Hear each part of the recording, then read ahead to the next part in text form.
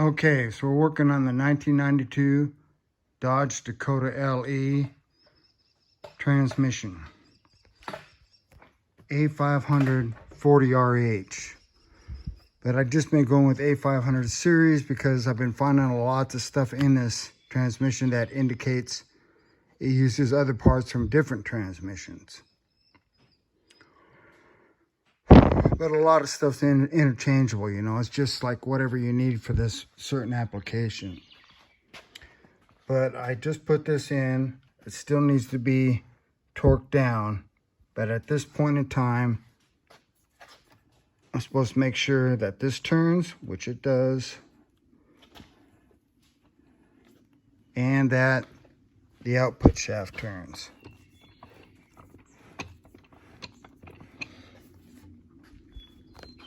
When you turn the output shaft, the input shaft also turns. Wow. So, yeah. Pretty happy about that. Really happy about it. And it's starting to look like a new transmission now. We're getting there. Getting closer to being able to drive again. Drive the truck, 4-wheel drive. It is just a light truck, but it is 4-wheel drive, and you know, if we're doing a lot of things, that's better than the big heavy ones, to tell you the truth. So, yeah. Really, there's so many new parts in this thing. It was completely destroyed on the inside. I've watched a lot of videos of the other people, and I don't think other people have had to overcome stuff like this. Like, this is a set of planetaries.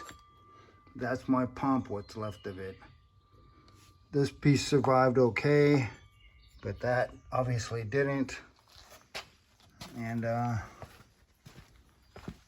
had to replace the input shaft there. I don't think I could have got by with it. It had some breakage right there. So,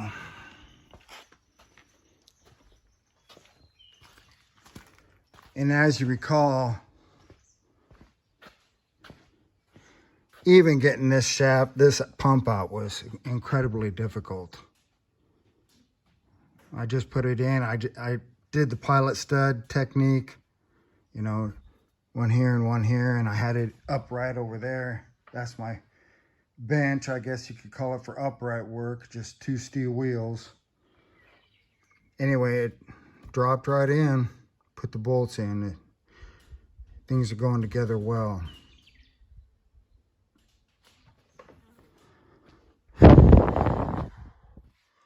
So this is John Rudy with Rudy Racing, signing off.